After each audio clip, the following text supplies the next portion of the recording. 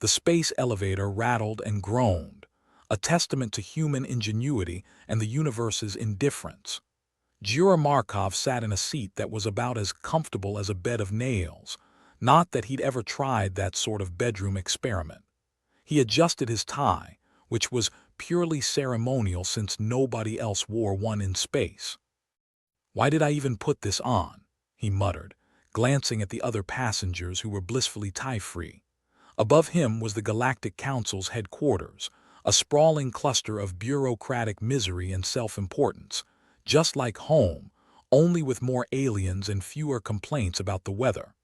The council was in chaos, which was saying something for an organization that made chaos its business. Humans, with their inconvenient desire for individuality, had thrown a wrench into the well-oiled machine. Well, maybe more like a grenade. Diplomacy, Markov sighed, shaking his head as if he could dislodge the entire premise from his mind. It's like wrangling cats if the cats were entitled interstellar species with more tentacles than sense. His assistant, a young human named Rika, looked up from her datapad. "At least you're not doing it sober," she quipped, nodding to the hip flask peeking from his jacket pocket. "Planet's full of proboscis-waving politicians, and I'm the one who needs a drink," Markov said, unscrewing the cap. "Here's to the galaxy. May it implode swiftly." He took a swig, grimacing at the burn. Rika chuckled. "What's the plan, boss?" "We gonna charm them with our unique brand of Earth sarcasm. Sarcasm is the universal language." He waved a hand. "That and bribery, but we're fresh out of credits, so sarcasm it is." The elevator jerked to a stop, doors hissing open to reveal the council's lobby, a place that looked like a crashed spaceship had a baby with a corporate office. Aliens of every shape and odor milled about, all of them giving humans the kind of look you'd give a cockroach that just won a lawsuit against your exterminator. "Ah, the smell of intergalactic disdain," Markov said, stepping out with exaggerated bravado. "Nothing quite like it." Rika rolled her eyes. "Just remember, we're here to plead a case, not start a war." "No harm in doing both," Markov grinned. "Keeps things interesting." They navigated through the throng, Markov nodding to a Radorkian with a face like a melted candle and a disposition to match. "Lovely day for a cultural revolution, isn't it?" he said with a wink. The Radorkian snorted or maybe sneezed, hard to tell with all the goo. As they approached their designated chamber, the doors slid open with a dramatic whoosh, as if the universe itself was sighing at their arrival. The chamber was a semicircle of judgmental eyes and appendages, each representative sitting on what appeared to be a throne designed by someone with a vendetta against comfort. "Ah, the court of public opinion," Markov whispered to Rika. "Where facts are optional and opinions mandatory." The presiding officer, a particularly prickly Eldarin named Vexil, cleared his throat, a sound like gravel in a blender. "Jura Markov, Earth representative, you stand before the Galactic Council to address the issue of human individuality." His voice was as dry as a desert and twice as inviting. Markov gave a theatrical bow, playing up the caricature of a human diplomat. "I do indeed, esteemed council. A simple matter of identity, you see. We're quite attached to Iors." He straightened, meeting their collective gaze with the resolve of a man who knew he was about to step in it, but did it anyway. Vexil's eyes, all 6 of them, narrowed in unison. "Your species' insistence on autonomy disrupts the balance. It cannot continue." "Balance," Markov echoed, scratching his chin. "You mean the balance where we all act like mindless drones but with fancier hats?" A wave of murmurs and rustling appendages swept through the chamber, an orchestra of concern and outrage. Markov caught Rika's eye. "Did I say that out loud?" he whispered. "Every word," she replied, not bothering to hide her grin. Vexil leaned forward, steepling his claws. "Your insolence is noted, human, but this council demands compliance." Markov shrugged. "Compliance is great and all, but individuality's kind of our thing. Like your species thing is glaring menacingly, or the Meshtox thing is. Well, whatever it is they do." He waved a hand dismissively. "We can't just switch off what makes us human." Vexil's gaze hardened. Then perhaps humans should reconsider their place in this council. Markov crossed his arms, considering his next move. He could feel the weight of Rika's gaze, urging him not to blow it. Reconsider, sure, but you might find it's you who needs us more than the other way around. He let that hang in the air like a bad smell. Rika took her cue and stepped forward. "Esteemed council," she began, her voice smooth and diplomatic, like a professional smoothie maker trying to blend gravel into the mix. "Human individuality contributes to our creativity and problem-solving skills. It's why we're such delightful neighbors." A Georgian representative who looked like an angry spaghetti monster waved a tentacle dismissively. "Creativity, your kind is a threat to stability." "Stability is overrated," Markov shot back, leaning on the podium. "Predictable is boring, and we all know how quickly boredom turns into war." Vexil's mandibles clicked in irritation. "Your point, Jura Markov." "My point," Markov said, spreading his arms wide in a grand gesture, "is that we're not just the spicy seasoning in your bland soup of galactic harmony. We're the whole damn meal." Rika winced but said nothing. The chamber bristled with an intensity that promised things would get ugly before they got better, assuming better was even on the menu. Markov turned to Rika, who was furiously scribbling notes. "Did that come off as threatening or inspiring?" he asked. "A bit of both," she replied, not looking up, "but mostly threatening."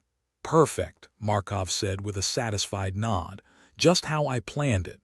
Vexil raised a claw, signaling for silence. "These proceedings will continue tomorrow. Until then, Jura Markov, consider your position carefully." Markov gave a mock salute. "Oh, I plan to, preferably over a stiff drink."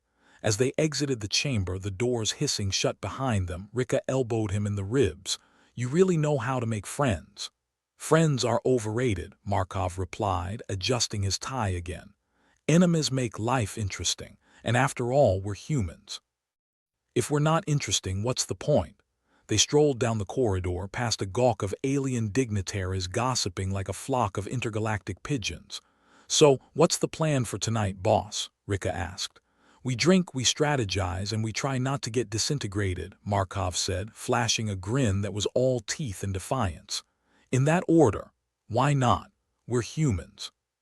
We like to live dangerously." They entered their quarters, a modest room with barely enough space to swing a space cat should one feel the urge. Markov poured himself a drink from the room's complimentary bottle, which tasted suspiciously like jet fuel. "What's our angle?" Rika asked, flopping onto the couch.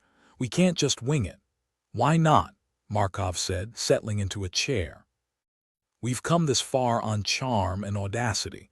No point changing tactics now." "Yeah, but this is the Galactic Council," Rika said, exasperated. "Not some backwater planet's PTA meeting."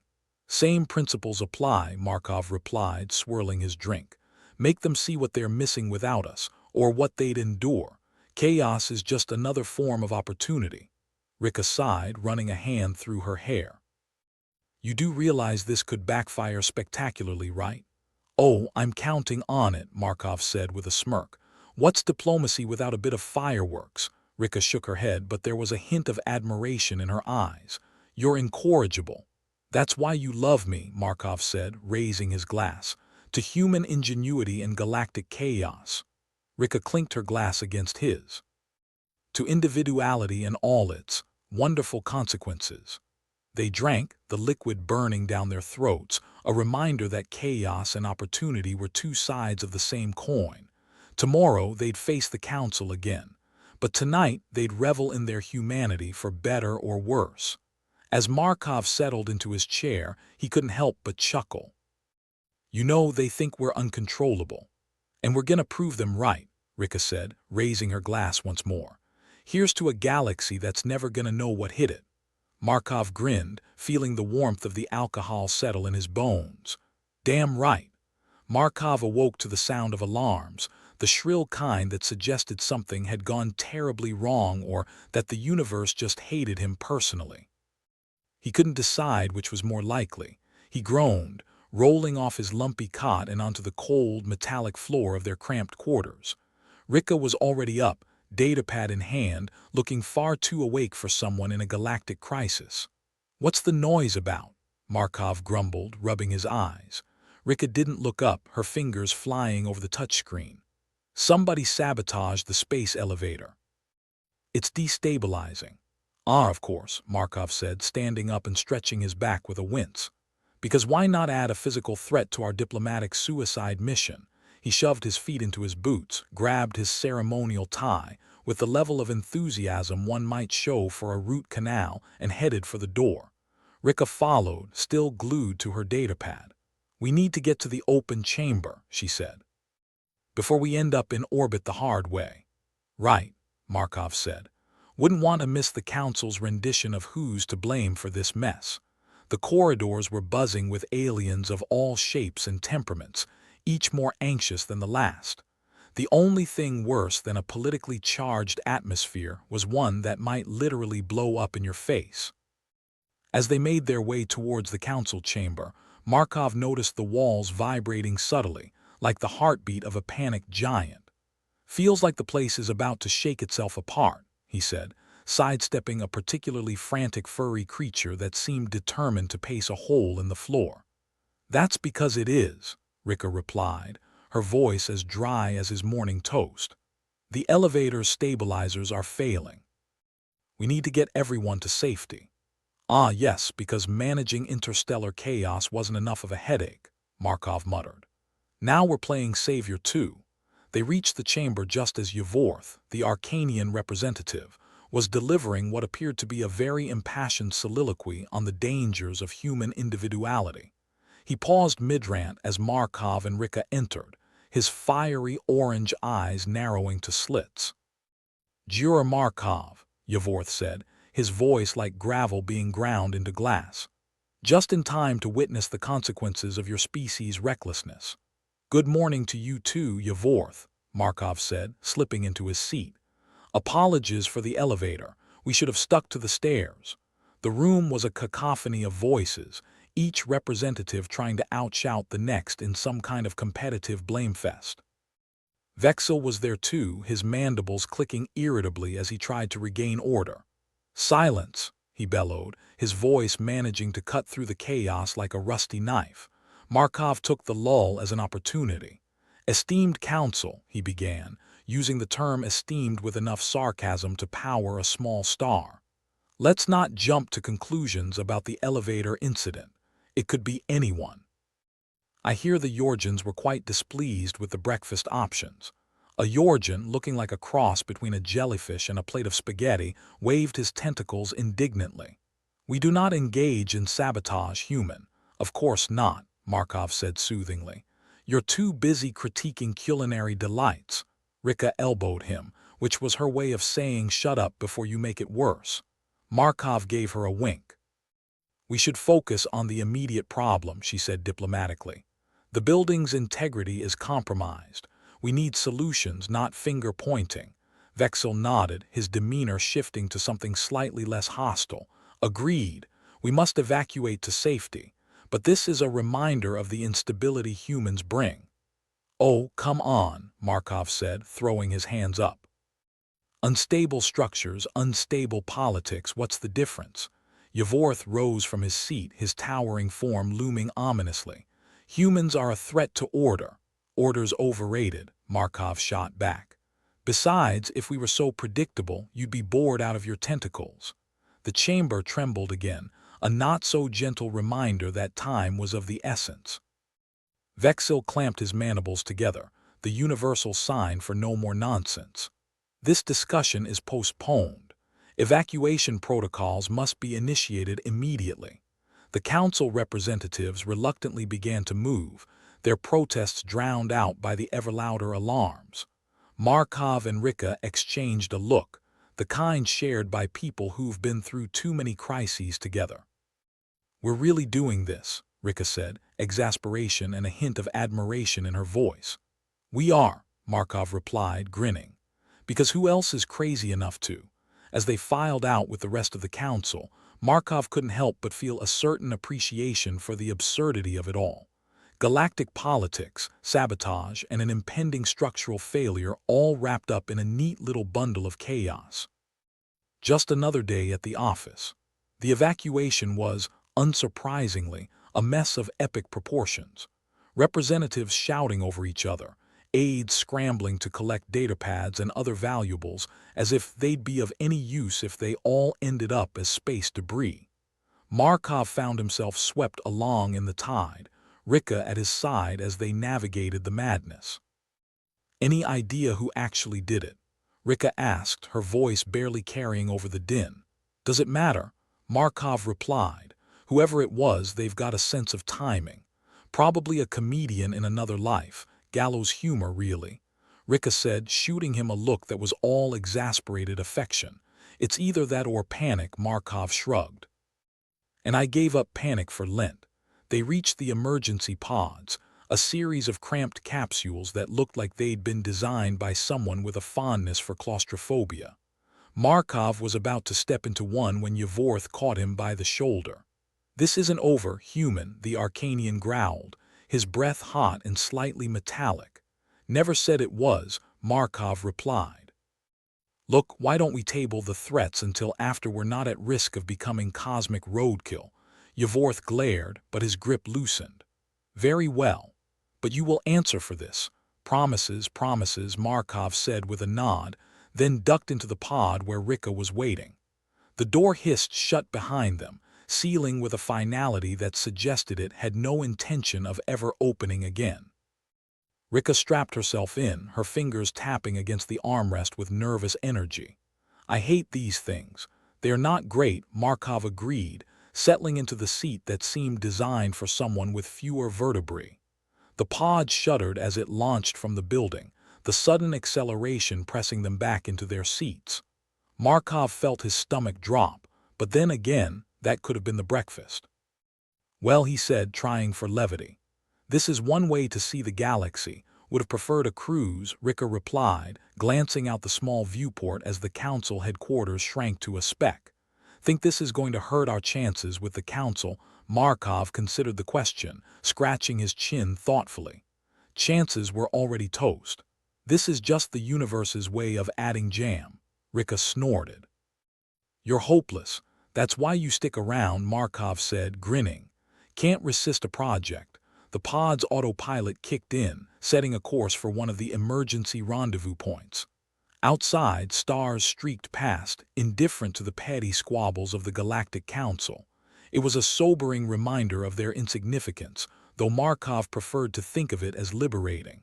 "So," Rika said after a moment. "What's the plan when we land?" Markov leaned back, pretending to ponder. "Well, we could try diplomacy again. Or hear me out, we could fake our deaths and start a new life as space pirates." "Tempting," Rika said dryly. "But I don't know if I have the wardrobe for piracy." "We'll workshop it," Markov said, then fell silent as the pod began its descent, the stars replaced by the churning clouds of the atmosphere below. The landing was blessedly uneventful, a minor miracle, given how things had gone so far. They emerged into a clearing surrounded by trees that looked like someone had jammed broccoli into the ground and called it landscaping. The other pods were landing nearby, their occupants emerging with varied expressions of relief and fury. Markov took a deep breath, savoring the fresh air as if it were a luxury. "Well, at least we're not dead," he said cheerfully. "For now," Rika added, but there was a glint of mischief in her eyes. "Think they'll listen to us now that we've all nearly died together?" Markov chuckled. "I doubt it. But near-death experiences do build camaraderie. Maybe they'll at least stop trying to eject us from the council." Yavorth approached, his expression as sour as ever. Markov braced for another round of accusations, but the Arcanian surprised him by simply stating, "This isn't over." "Of course not," Markov replied, offering a conciliatory nod. "We're just getting started." The alien gave a curt nod, then turned to oversee the chaos of the makeshift base camp. Markov watched him go, then turned to Rika. "Guess we'd better start salvaging this mess." Rika shrugged. "It's what we do best." Together, they set about organizing the representatives, soothing tempers, and ensuring no one wandered off into the flora, which looked deceptively inviting but was probably poisonous in a uniquely galactic way. As the makeshift camp settled into a semblance of order, Markov found himself thinking about the council meeting again. The accusations, the fear of human individuality disrupting the established order. It was almost laughable, except that it wasn't. Think they'll ever get it? Rika asked, breaking into his thoughts. Get what? That individuality isn't a threat. It's a strength. Markov considered that, watching the representatives huddled in their little groups, each one unique even within their own species. Maybe, he said finally. Or maybe they'll just keep seeing us as the galaxy's unruly children. We could do worse, Rika said, bumping his shoulder with her own. True, Markov agreed, a sly smile playing on his lips. At least we keep things interesting. Rika laughed, a sound that was something between amusement and resignation. I guess that's one way to look at it. Hey, Markov said, spreading his arms wide as if embracing the chaotic scene before them. It's not the worst thing to be known for. Let's just hope we survive long enough to keep it up, Rika replied with a smirk. Markov nodded, feeling a renewed sense of determination. Don't worry, he said, his voice full of the audacity that seemed to be a human trademark. We're just getting started. The galaxy, Markov decided, wasn't ready for what humanity had to offer, and he planned to make sure they never would be. Markov's head throbbed like a bad hangover that had gone cosmic. The makeshift base camp was buzzing with the kind of energy that could only be mustered by a bunch of interstellar diplomats who'd just been given a new lease on life. The space elevator might still be teetering on the brink, but at least no one was screaming. Yet, he ambled over to where Rika was coordinating the chaos. She was in full-on diplomat mode, which meant she was smiling like she wasn't one sarcastic comment away from losing it. "How's it looking?" he asked, trying to sound more optimistic than he felt. "Like a circus without a ringmaster," Rika replied, shooing away a particularly persistent aide who was convinced they needed to save the council chamber's antique rugs. "But we're getting there. Slowly," Markov grunted in acknowledgement. "Well, as long as no one's decided that murder is the best form of diplomacy today, I call that progress." "High standards," she chuckled. "But hey, if we can just stabilize the damn elevator, we might even get out of this with minimal bloodshed." He glanced at the elevator's distant silhouette, swaying like an old man caught in a stiff breeze. "Right. Stabilize the elevator. No pressure." Vexil approached, mandibles clicking with a rhythm that suggested he was either annoyed or digesting. "The stabilizers are failing," he said, stating the obvious with all the enthusiasm of a tax audit. "This is a direct consequence of human involvement. Because everything's our fault," Markov replied cheerfully. "I stubbed my toe this morning, probably humanity's doing too." Vexil's mandibles clicked again, a sound that reminded Markov of someone cracking their knuckles in a threatening way. "We must act quickly. The Arcanian factions are already using this crisis to undermine your rights within the council." Markov rolled his eyes. "Of course they are. Never waste a good disaster, right?" Vexil didn't laugh, but Markov liked to think he saw a flicker of amusement in the alien's many eyes. "If the elevator collapses, they will have all the leverage they need." "Lovely," Markov said. "Good thing we're experts at being underdogs." Rika sidled up next to him, her datapad displaying the elevator's schematics in a cascade of colors that looked more like abstract art than engineering. "We need to stabilize those supports, get the elevator back on track," she said, pointing at the screen. "Easier said than done with half the council looking to toss us out with yesterday's trash." Markov rubbed his temples. "All right, let's gather some hands. We need a team that can actually get things done instead of just flapping their gums." Rika nodded, eyes already scanning the assembled delegates for anyone who looked vaguely competent. "I think I saw the Yorgians fiddling with some engineering equipment earlier. Maybe they're good for more than just cooking complaints." "Can't hurt to ask," Markov said. "Worst case, we end up with a nice spaghetti dinner." They approached the Yorgian cluster, a tangle of tentacles and tech. The Yorgian leader, who Markov had dubbed Chef in his head, was busy rearranging a collection of tools that looked like they belonged in a medieval torture chamber. "Chef," Markov began, throwing on his best diplomatic face, "we could use your help. The elevator stabilizers could use a delicate touch." Chef's tentacles waved in a pattern that Markov hoped was agreement. "Humans and delicacy are seldom synonymous," Chef replied, "but we will assist." Ricker raised an eyebrow, impressed. "See, that's the spirit. Let's get this show on the road before the whole thing comes crashing down." The Yorgians shuffled off, gathering their kit with a grace that belied their noodly appearance.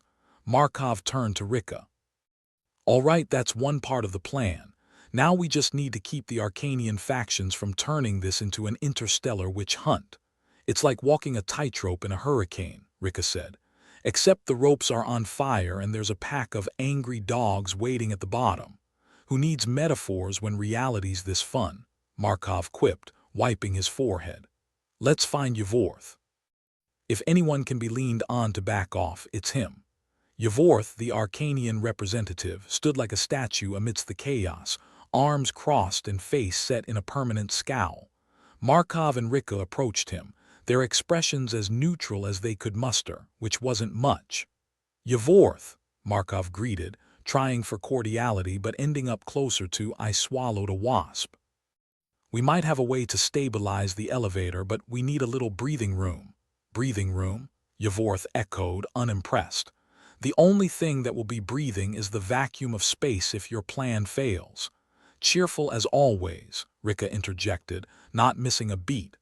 "All we're asking is for a bit of time. Let us try to fix this before you throw us under the proverbial bus." Yavorth's gaze shifted between the two of them, his eyes narrowing with the precision of a laser beam. "Why should I believe any plan concocted by humans?" "Because we have a history of making things work when they really shouldn't," Markov replied. "We're like the galaxy's ultimate MacGyvers." Yavorth seemed to contemplate this. Perhaps he did have a fondness for the ancient Earth series. "Fine," he said finally.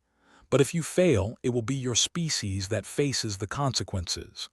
"No pressure then," Rika said, her voice dripping with irony. With Yavorth begrudgingly on board, they returned to the Yorgians, who were already hard at work, tentacles flying over the equipment in a blur of efficiency. "How's it coming along?" Markov asked, his eyes flicking between the chaotic mess and the diminishing time. "Stable enough to buy time," Chef replied, not looking up from his work. "Assuming nothing else goes wrong." "Famous last words," Markov muttered, resisting the urge to cross his fingers. As the Yorgians worked on the stabilizers, Markov and Rika stood guard, making sure the Council's more opportunistic members didn't try to sabotage their efforts. It was like watching a particularly tense game of chess, where the stakes involved not losing one's head, literally. The Arcanian factions were indeed circling like vultures, whispers spreading through the camp like wildfire. Markov could feel his patience wearing thinner than a politician's promise. "Talk about a viper's nest," he said to Rika, who was busy trying to keep tabs on the situation through her datapad. "More like a viper disco," Rika replied. "Everyone's out for blood and the music's terrible.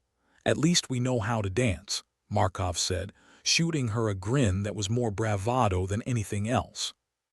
Finally, after what felt like an eternity, Chef announced that the stabilizers were as fixed as they were going to get. "It will hold, for now." "Good enough for me," Markov said. "Now let's see if we can turn that temporary fix into something a bit more permanent." The council members were gathered once more, a cacophony of speculation and distrust. Markov stepped forward, clearing his throat. "Ladies, gentlemen, assorted gelatinous entities," he began, his voice louder and steadier than he felt. "We've managed to stabilize the elevator for the moment, but we need to work together to ensure it stays that way." An Arcanian delegate, whose name Markov never bothered to learn, interrupted. "And why should we follow a human plan?" This crisis was clearly a result of human interference. Markov sighed, the kind of long-suffering exhalation that spoke volumes. "Look, you don't have to trust us, but unless you've got a better plan, we're your best shot at walking away from this mess." The room fell into a tense silence, the kind that usually preceded a battle or a really awkward dinner party. Finally, Vexil spoke up, his voice calm yet firm. "We must work together if we are to survive this crisis, all of us." With that reluctant endorsement, Markov felt a flicker of hope. Maybe, just maybe, they'd manage to scrape through this with a little dignity intact. "All right then," he said, clapping his hands together. "Let's get to work." As plans were put into motion and factions begrudgingly began to cooperate, Markov and Rika found a moment of quiet amidst the storm. They stood side by side, watching the elevator's silhouette start to stabilize against the backdrop of distant stars. "Think we'll ever get the hang of this diplomacy thing?" Rika asked, her tone half joking, half resigned. Markov shrugged. "Probably not." "But hey, isn't that what makes us so charming?" Rika laughed, a sound that was both weary and warm. "You keep telling yourself that." Markov looked at her, a smile tugging at his lips. "We'll get through this, you know, one way or another." "Yeah," she agreed, bumping his shoulder with hers.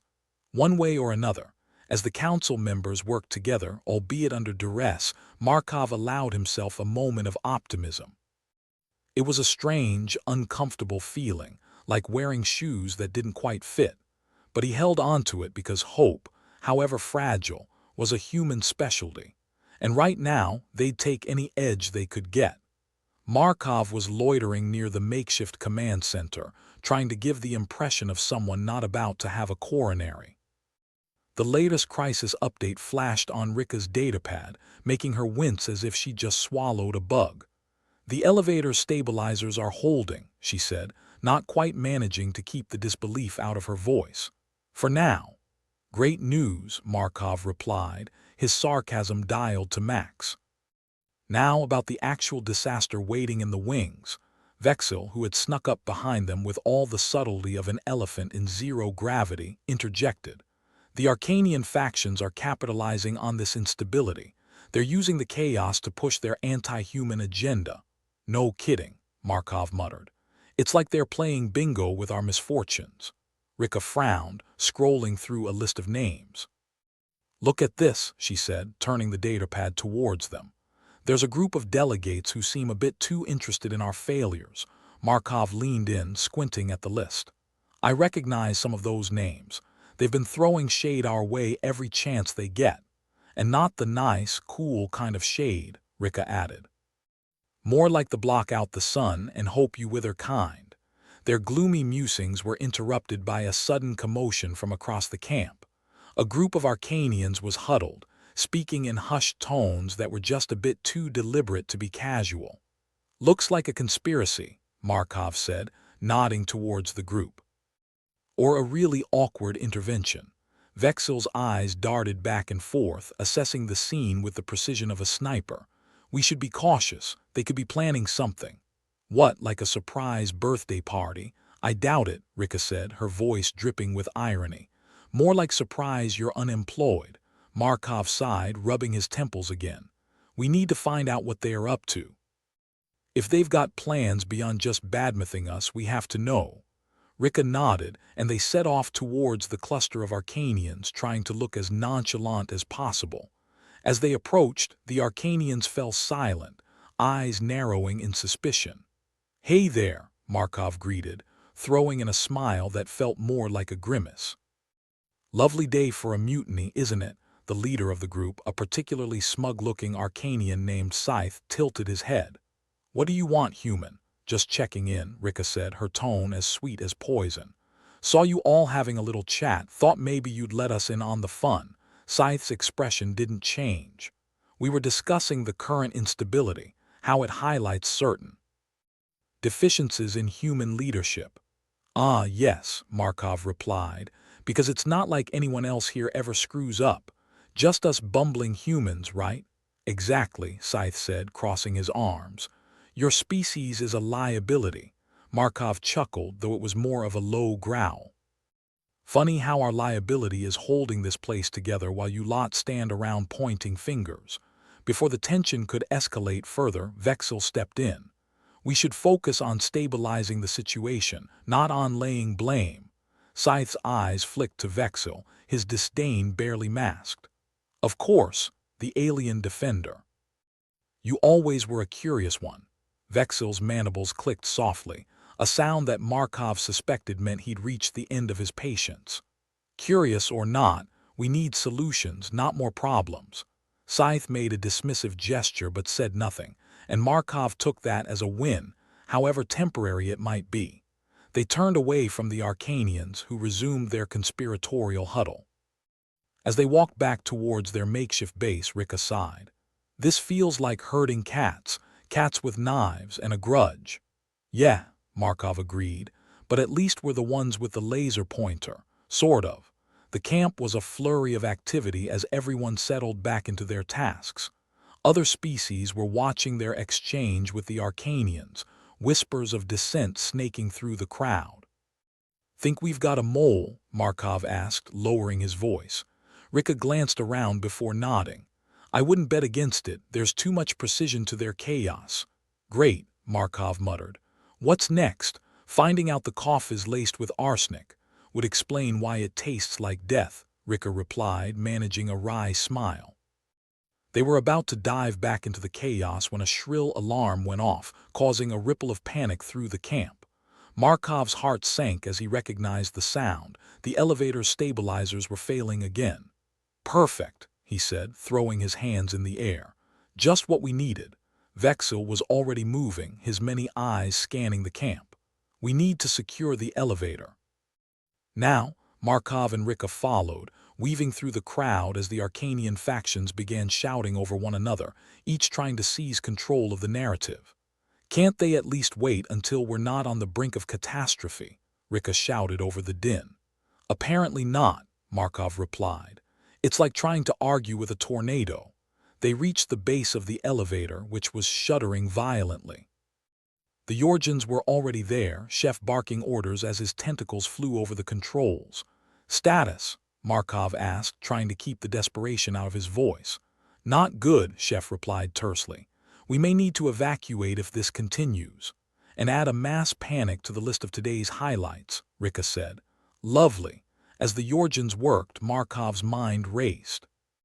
They needed to stabilize the elevator, but with the Arcanians actively working against them, it felt like trying to keep a balloon afloat with a pin. Any ideas? Rika asked, her frustration evident. Yeah, Markov said, a grim smile forming. We need to find out what the Arcanians are planning. If there's sabotage involved, it's going to get worse. Rika nodded. I'll see if I can find anything on the datapad. Maybe there's a pattern to their movements. Markov turned to Vexil. Can you keep an eye on the Arcanians? See if they're up to anything more than just being a pain in our ass. Vexil's mandibles clicked in agreement. I will watch them closely. As Rika delved into her datapad, Markov felt the weight of responsibility bear down on him like never before. If they didn't get to the bottom of this, it wouldn't just be the elevator that fell. It'd be their entire standing in the council, and probably a few heads too.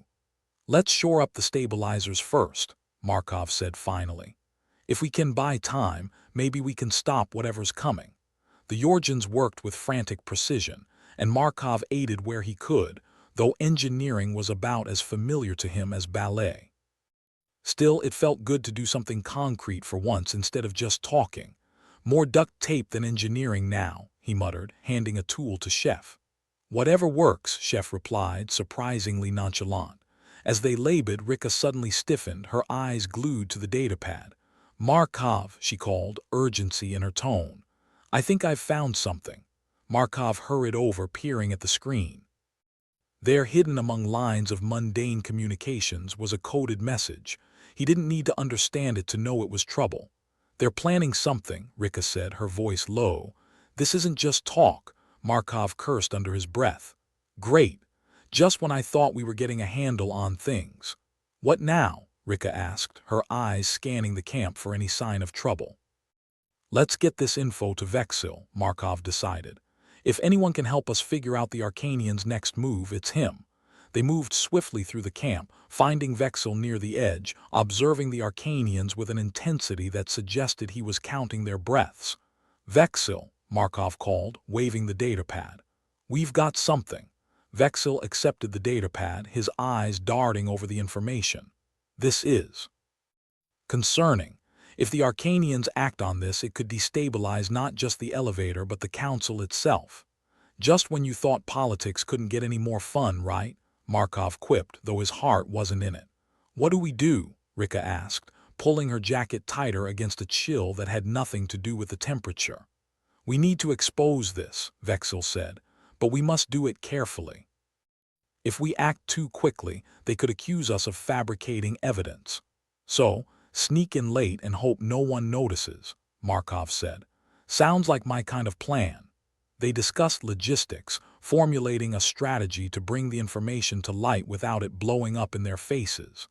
As they worked, the elevator's stabilizers continued to creak ominously, a reminder of their precarious situation. Feels like we're standing on the edge of a cliff, Rika remarked, glancing towards the elevator. One wrong move and it's all over. Yeah, Markov agreed, but if we're lucky, maybe we can find a way off this ride without a crash landing. Vexil turned to them, the datapad tucked under one arm. Time is short. We must act soon. Markov nodded, feeling the weight of the situation pressing down on him like a black hole. All right, he said, his voice firm. Let's see if we can't pull this off without the galaxy's biggest I told you so. Markov stood at the center of chaos, feeling like the lone sober person at a drunken party. The space elevator shuddered, threatening to take him on a one-way trip to Splat City, and the Galactic Council was about as useful as a chocolate teapot. If they were any slower, they'd be going backwards. The council chamber buzzed with indecision, a cacophony of alien voices, each demanding contradictory actions. It was like listening to an orchestra where every musician decided to play a different symphony. If Markov had a credit for every time someone said unprecedented disaster, he'd be rich enough to buy his own planet and retire from this cosmic circus. Jura Markov. A voice cut through the din like a laser scalpel. It was Scythe, the Arcanian representative, his eyes gleaming with a predatory glint. I trust you have a plan, or are you simply here to watch the elevator collapse like your leadership? Markov forced a smile that felt like stapling his lips to his teeth. Oh, I was hoping you had a suggestion, Scythe. Maybe we could all hold hands and sing a song. Scythe's expression was as warm as a gravestone. This is no time for your human sarcasm. We require decisive action. Decisive action. From this lot, Markov gestured to the council chamber where the chaos had reached a fever pitch. We couldn't decide on lunch, let alone save an elevator. Scythe leaned in, his breath smelling like disappointment and too much arrogance. Perhaps it's time to reconsider the human's position here. Your kind has become problematic. Problematic. You make it sound like we're a rash, Markov shot back. What's next? Kicking us out of the council because we refuse to bow to your whims. Enough, Scythe snapped, his voice a razor's edge. This is serious. The Arcanians demand action, preferably one that doesn't result in another human blunder. Markov's patience was wearing thinner than a politician's promises. The Arcanians had been itching for an excuse to cut the humans down, and now they were circling like vultures. And your solution is to blame us for everything, right? Classic. We must consider all options, Scythe replied, his tone smooth as oiled silk, even if it means removing obstacles that hinder progress. Markov knew a threat when he heard one. The only obstacle here was the Arcanians' oversized ego.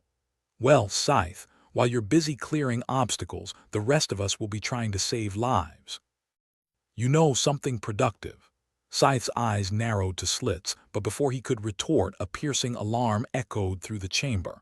It was a sound everyone dreaded. The elevator's stabilizers were failing again. The noise sent a ripple of panic through the council, like a school of fish suddenly realizing they are in a shark tank. Markov grimaced. Just what we needed. Another soundtrack for this disaster. Vexil materialized beside him, silent as a shadow. The situation is deteriorating faster than anticipated. We should act soon. Yeah, Vexil, before the elevator does its impression of a falling star, Markov replied, rubbing the back of his neck. But first, we need to stop Scythe and his gang from turning this into a witch hunt. Vexil nodded, mandibles clicking thoughtfully. The Arcanians' influence is spreading. If they gain more support, it could lead to irreversible action against humans in the Council. Great, Markov muttered. As if playing chicken with gravity wasn't enough, now we have political execution to worry about. But Markov wasn't alone in his corner. Not yet. He turned to Rika, who was still buried in her datapad, forehead furrowed like a crumpled piece of paper. Rika, any luck on that Arcanian plot? She looked up, eyes flashing with equal parts determination and irritation. Plenty of talk, but nothing concrete to pin them down. They're good at dancing around the truth. Must be in their DNA. Then we'll have to outdance them, Markov said, feeling the weight of the galaxy pressing down on him. If we can't prove what they are up to, we need to at least buy time.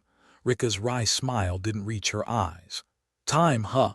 You got any spare? Markov chuckled, though it was more bitter than sweet.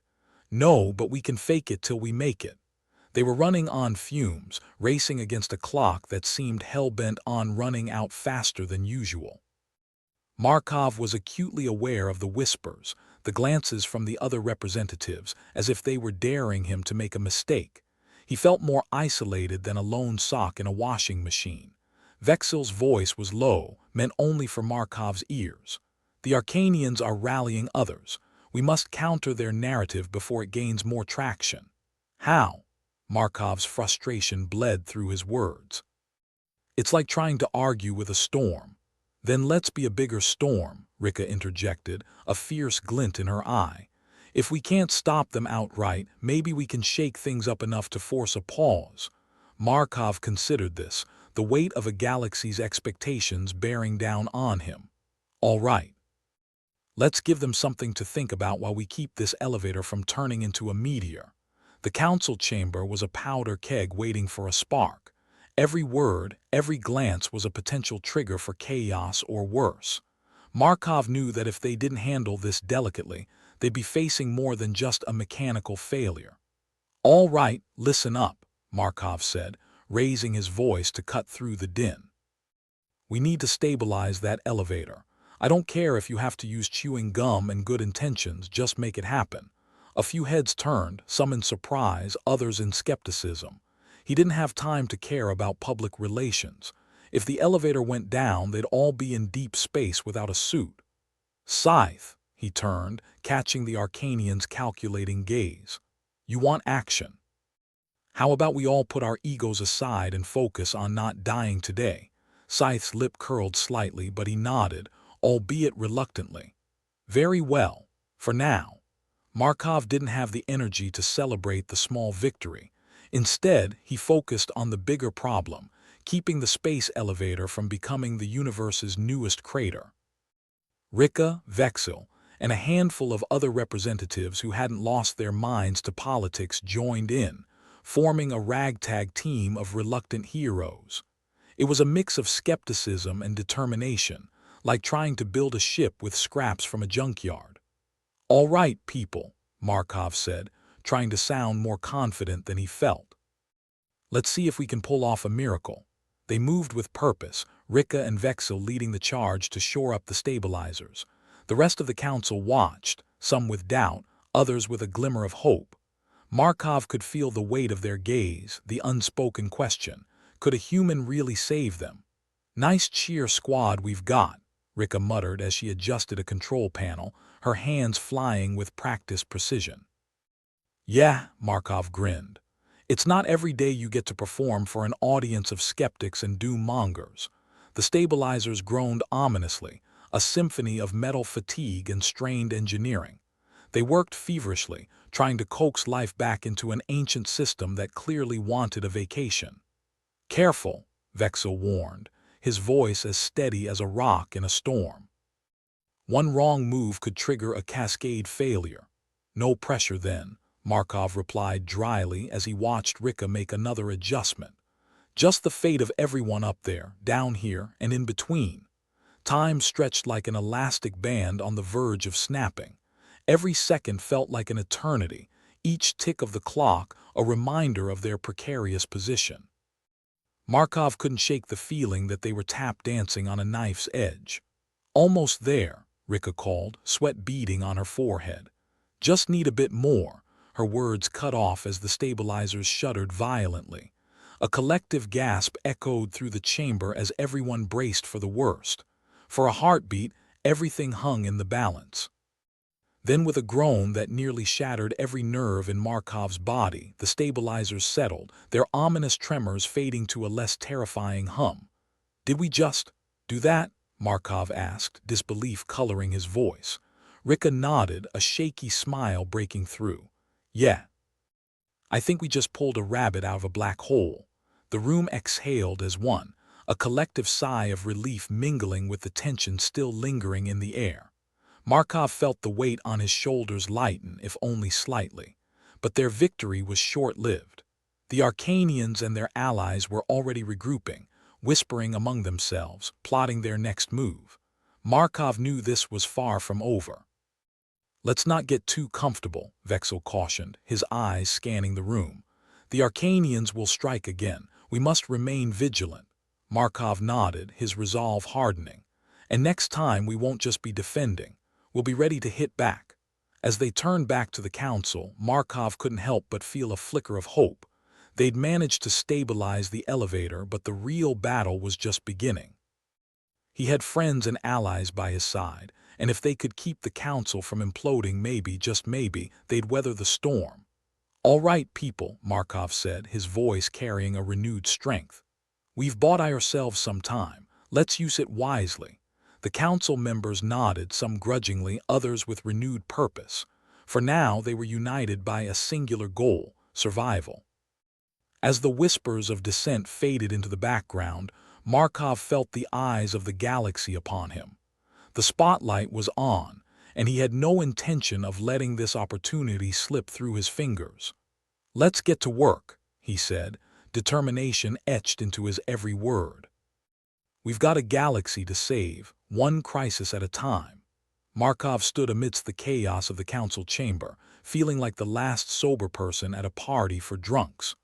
All around him, representatives from various worlds were scrambling, shouting into comm devices, or simply panicking in a more dignified manner. It was politics as usual, just with a tad more existential dread. "Rika," Markov muttered, pulling her aside. "We need a plan, preferably one that doesn't end with us getting spaced."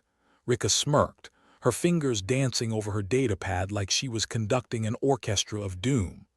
"I'm open to suggestions, unless you've got a magic wand tucked somewhere." "Funny," Markov replied dryly, glancing at the stressed faces around them. "Look, if we can't fix this elevator, the Arcanians will have their victory gift-wrapped and delivered. We've got to keep it stabilized, at least long enough to figure something else out." "Long enough to grow wings and fly, you mean?" she shot back, arching an eyebrow. Her skepticism was palpable, but Markov noticed a glint of determination lurking beneath it. "And here I was hoping for a bit of optimism," Markov said, voice dripping sarcasm. "What do we know about the elevator systems? Anything useful on that datapad of yours?" Rika sighed heavily, as if Markov had just asked her to solve a Rubik's Cube blindfolded. But then her expression shifted, a glimmer of an idea. "I read about an old protocol, sort of a manual override that dates back to when humans first joined the council. It was dismissed as obsolete, but it might just give us a temporary fix." Markov's interest piqued. "Obsolete sounds about right for our brand of ingenuity. What's the catch?" "The catch is it's risky," Rika replied. "Like, let's dance in a lightning storm risky. But if we pull it off, it could stabilize the elevator for a while. Just long enough to stop the Arcanians from throwing us under the bus, huh?" Markov quipped. "All right, let's get cracking." They skirted through the chaos, a path opening like magic, mostly because Rika swung her datapad like a weapon, and Markov's glare was enough to part seas. They found a terminal tucked away in a corner, probably forgotten by everyone except the dust mites. "Okay, here goes nothing," Rika muttered, connecting her datapad to the terminal. The screen flickered to life, displaying an interface so ancient it might as well have had hieroglyphics. She frowned in concentration, fingers dancing over keys with the precision of a conductor orchestrating a symphony of potential disaster. Markov, watch my back. If anyone asks, we're doing routine maintenance, Rika said, her voice dropping to a conspiratorial whisper. Routine maintenance for a system older than dirt. Got it, Markov replied, scanning the room. His eyes landed on Vexil, who had an uncanny ability to appear at just the right or wrong moment. Vexil approached, his expression unreadable. Do you need assistance, Markov? Depends. You know anything about ancient elevator tech? Markov asked, trying to keep his voice casual. I know it's the kind of tech that can make or break an entire species' reputation, Vexil said, his mandibles clicking thoughtfully. Do you have a plan? Let's call it a leap of faith, Markov replied, watching Rika work. We're attempting a manual override, a relic from humanity's early days in the Council. Vexil nodded, considering. A risky move, but one that might tip the scales in our favor. What can I do? Keep the Arcanians off our backs, Markov said. They catch wind of this and they'll do everything to sabotage us. Vexil nodded, his eyes narrowing with determination. Consider it done. Markov turned back to Rika, who was muttering under her breath as she worked. The terminal screen was a mess of flickering data, but her fingers flew over the keys with the confidence of someone who'd been born for this moment. Finally, she hit a key with a flourish, and the terminal beeped in what sounded like grudging approval. Override engaged, she announced, a triumphant grin breaking through her focused exterior. Good job, Markov said, relief washing over him. Now we just need to hope it holds. Rika chuckled, wiping sweat from her brow. Let's hope this old dog can learn a new trick. They fell silent, watching the screen as it displayed a series of status updates. The stabilizers, once a cacophony of distress signals, eased into a more stable rhythm. It was like listening to a symphony that had suddenly found its groove. Looks like we bought ourselves some time, Markov noted, feeling a flicker of hope. And maybe a few more allies, Rika added, nodding towards several council members who'd been watching their efforts with interest. These were the lesser-known representatives, those without the clout or influence to sway major decisions but who still had a say in council matters. One of them, a spindly creature with too many arms and an expression of mild curiosity, approached. Impressive work, human, it said, its voice a strange blend of clicks and hums. Perhaps there is more to your kind than the Arcanians would have us believe. Markov gave a tight smile. Glad to see someone appreciates our flair for improvisation. The creature nodded, its gaze shifting between Markov and Rika. We are not blind to the Arcanians' machinations. Your actions today may have stalled their agenda. That's the idea, Rika replied, crossing her arms. We're not just here to be scapegoats. The creature's lips quirked in what might have been a smile. Indeed, perhaps there is room for new alliances in these troubled times. Markov exchanged a glance with Rika, a silent understanding passing between them. They'd managed to stabilize the elevator, but more importantly, they'd gained unexpected allies in the process. Glad to have you with us, Markov said, offering his hand in an ancient human gesture of camaraderie. The creature hesitated, then took it with one of its many appendages, giving it a firm shake. As they turned back to the council, the atmosphere felt different, not quite hopeful, but less mired in the doom and gloom that had been choking it. They'd managed a small victory, a crack in the facade of inevitability that the Arcanians were trying to sell. But Markov knew better than to get cocky. The Arcanians were still out there, lurking like shadows waiting for a chance to strike. Their ambitions hadn't been quashed, only delayed. We'll need to move carefully, Vexil said, rejoining them.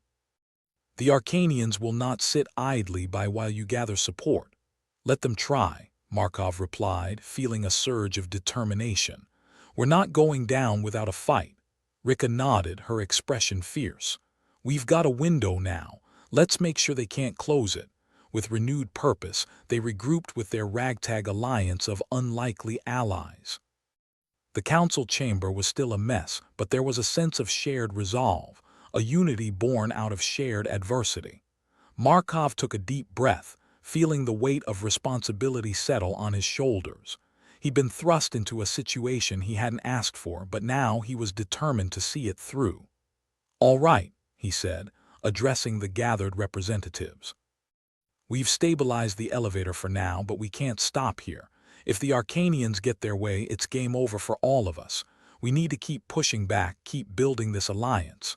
There were nods of agreement, a ripple of determination spreading through the room. It wasn't much, but it was a start. Rika leaned in, her voice low. "What's the next move, boss?" Markov chuckled, shaking his head. "Let's focus on keeping the elevator stable. If we can keep the pressure on the Arcanians, maybe we'll get them to back off." "Right," Rika replied, a mischievous glint in her eye. "And if they don't, we'll just have to make them regret it." Markov grinned, feeling a sense of camaraderie with the people around him. They were an unlikely bunch, but together they just might be able to weather the storm. "Let's get to it," he said, his voice steady and filled with conviction.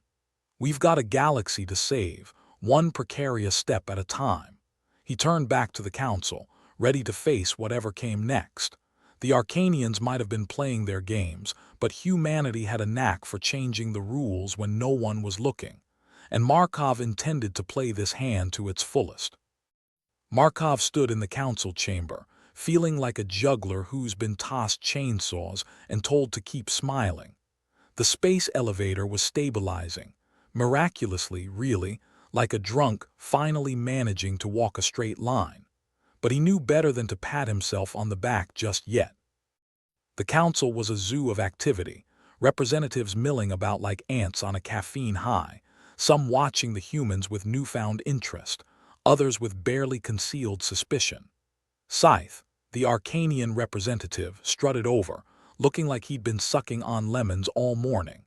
"You humans never fail to surprise," Scythe remarked, his voice tinged with the usual Arcanian superiority. "Successfully stabilizing the elevator remarkable in its recklessness." "Well, we like to keep things exciting," Markov replied, folding his arms. "Keeps us young."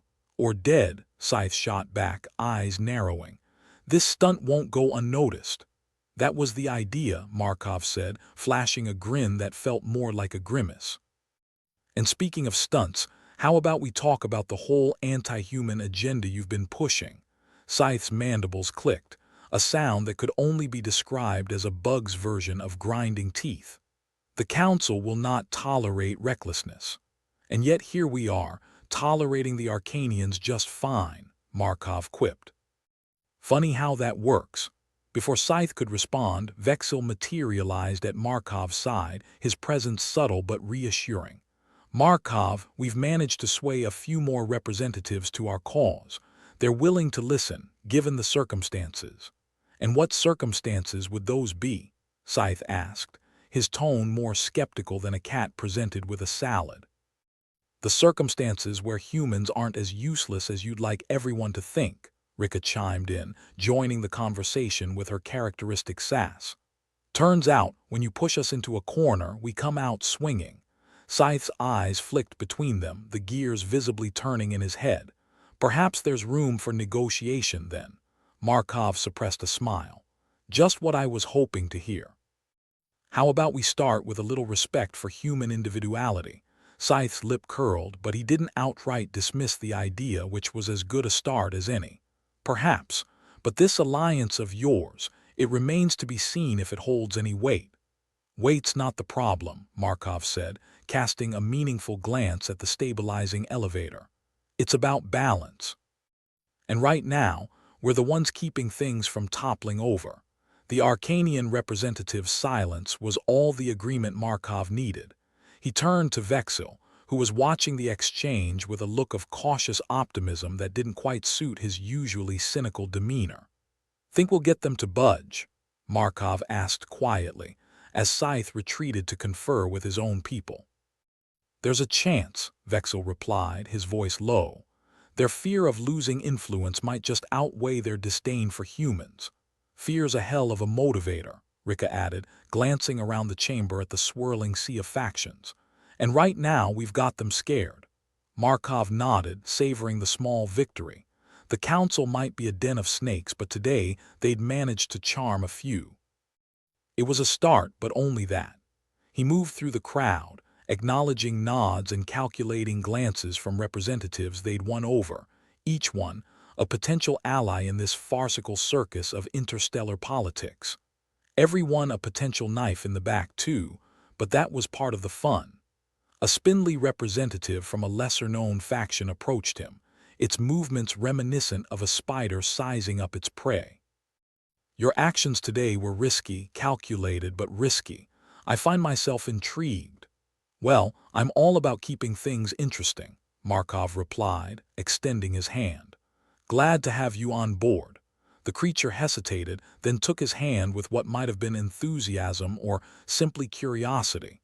It was hard to tell with beings that looked like they were constructed from origami nightmares. Rika, never one to let a moment pass without a quip, leaned in. Looks like we're finally getting some traction, she murmured. Is it too soon to start planning our I Told You So tour? Let's not start printing the t-shirts just yet, Markov grinned. But it's looking less like we're heading for a cliff and more like a bumpy road. I'll take it. They regrouped at the makeshift command center, a glorified collection of monitors and wires that looked about as reliable as a politician's promise. Yet here, amidst the chaos and uncertainty, there was a sense of camaraderie Markov hadn't felt in a long time. So, Rika said, glancing at the council chamber beyond. Think they'll come around? They'd better, Markov replied, the weight of responsibility hanging over him like an ominous cloud. If they don't, we'll just have to shove them in the right direction. Subtle as always, Vexil commented dryly. But effective, Markov chuckled. That's the human way. Subtleties for those who don't know how to make a scene. As they strategized, Vexil's comm device buzzed with a message. He glanced at it, his expression unreadable. It seems the Arcanians are calling for a meeting. An ambush or an olive branch, Rika wondered aloud, her eyes keen with suspicion. Could be both, Markov said, unwilling to trust any gesture that didn't involve a clear exit strategy. But either way, it's a chance. Vexil nodded, his face a mask of calculated caution. I'll accompany you. If nothing else, I can assure they're not planning on turning you into a scapegoat. Appreciate the vote of confidence, Markov said, though he knew as well as Vexil did that the council was capable of all kinds of treachery. Let's see what they have to say. The meeting was held in a chamber that appeared to have been designed by someone with a vendetta against comfort. Hard chairs, cold lighting, and a table long enough to suggest that whoever sat at the far end was either important or just antisocial. Scythe, as expected, took the head of the table, flanked by other Arcanian representatives who watched Markov and Vexil approach with eyes like hawks sizing up a prospective meal. Thank you for agreeing to this meeting, Scythe began, his voice as smooth as sandpaper. There are matters to discuss. That's why we're here, Markov said, taking a seat. Let's hear it. Your actions today, Scythe continued, have proven that humans might have a place within the council beyond scapegoats and bureaucratic fodder. Markov felt a flicker of hope, tempered by a heavy dose of skepticism. I'm sensing a but coming. But, Scythe said, not disappointing, there are those within the council who remain unconvinced. Your improvisation has bought you time but not trust. We're not here to win a popularity contest, Markov replied coolly. We just want our place at the table without knives aimed at our backs. Understandable, Scythe said, steepling his fingers in that annoyingly calculated way politicians have. There is a proposition, a tentative agreement. Markov leaned in, intrigued despite himself. And what's on the table? Recognition of human individuality within the council, Scythe said, each word weighed and measured.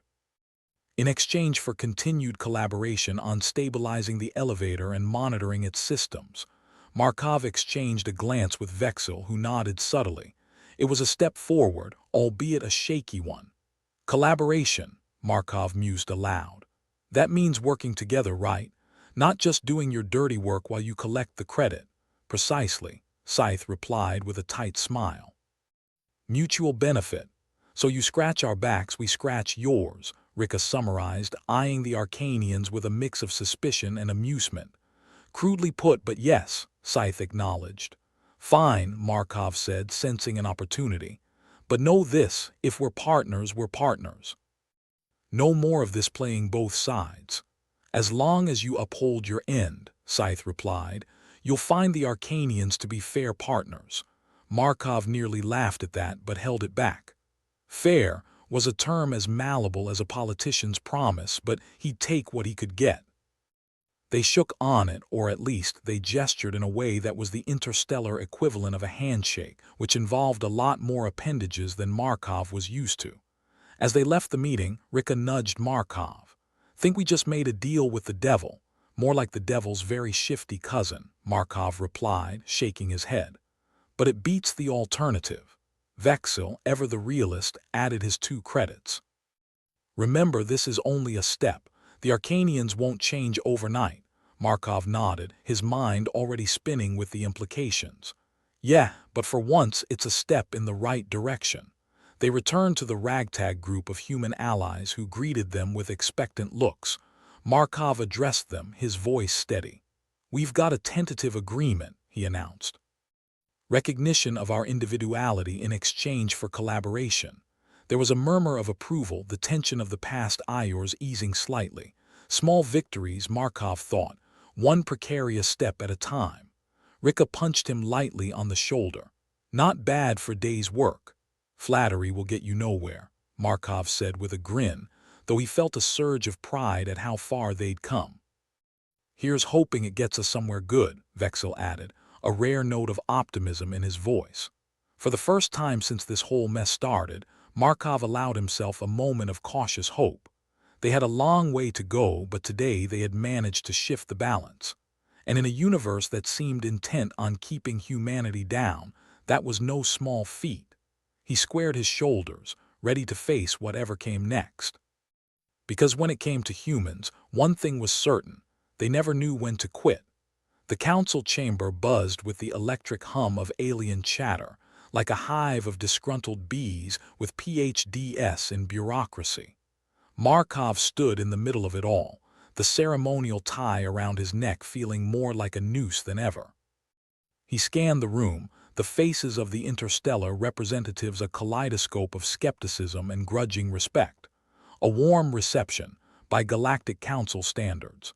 Scythe, the Arcanian representative, was perched at the edge of the chaos, his expression a masterclass in calculated indifference.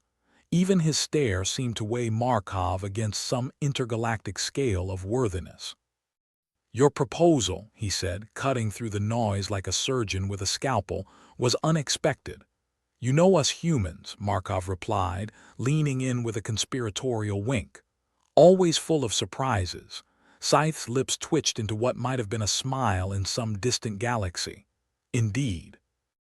Our council has agreed to recognize human individuality, with certain conditions, of course.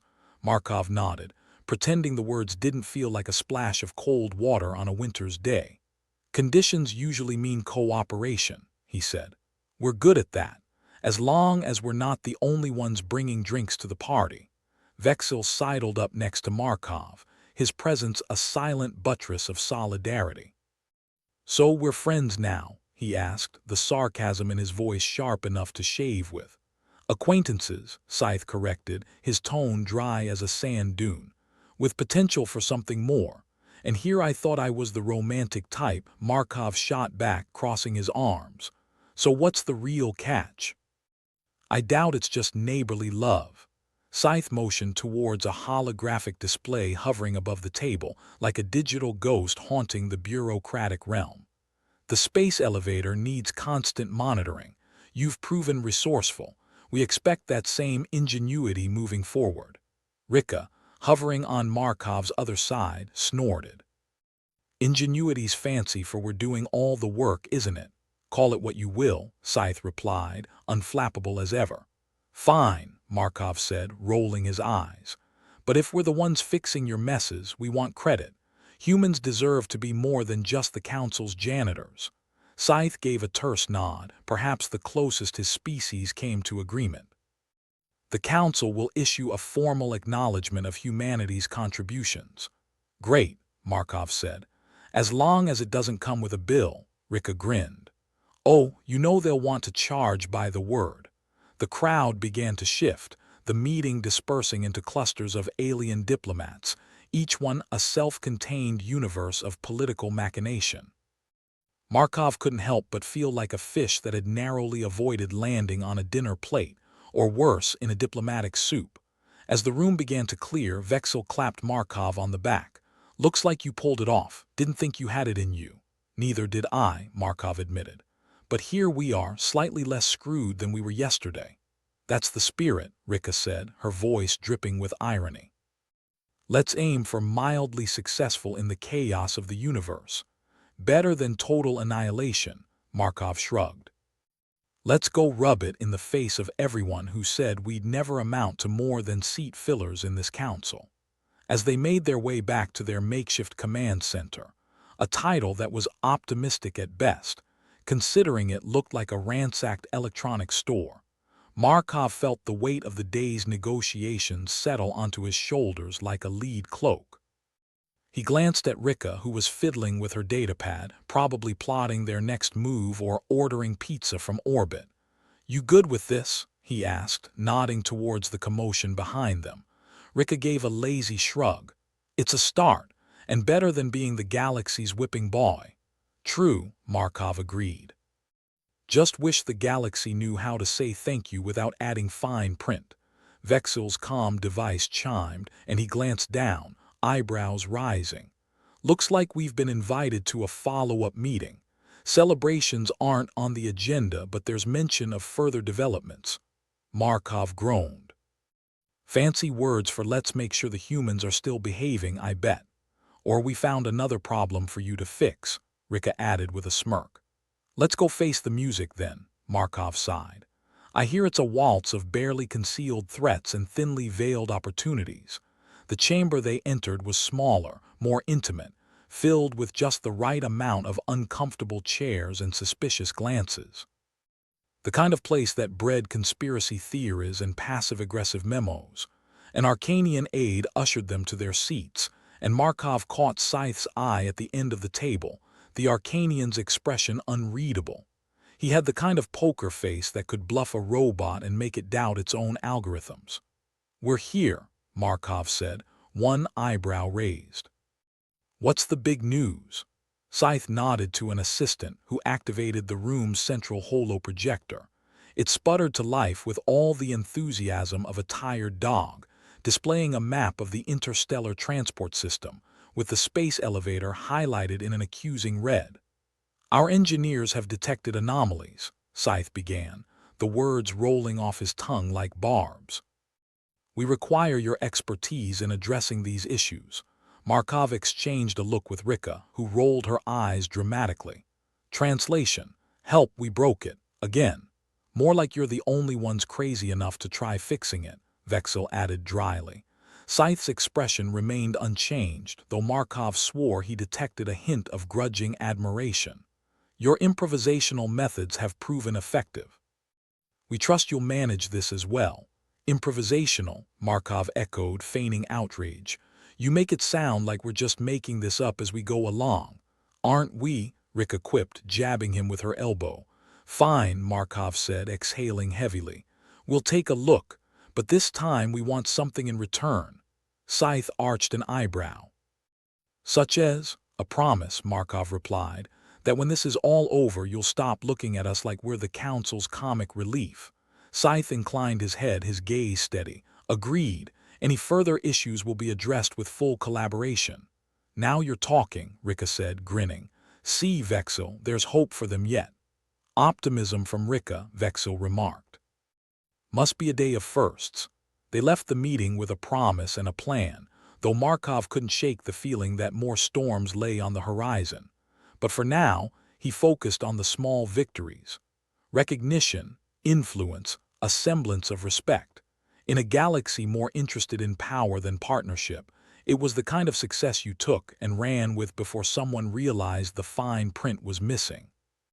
They reconvened at their makeshift command center, where the rest of their team greeted them with anxious faces and hopeful eyes. It was a ragtag band of misfits, but they were Markov's misfits, and that made all the difference. "Good news," Markov announced, his voice carrying over the hum of machinery and idle chatter.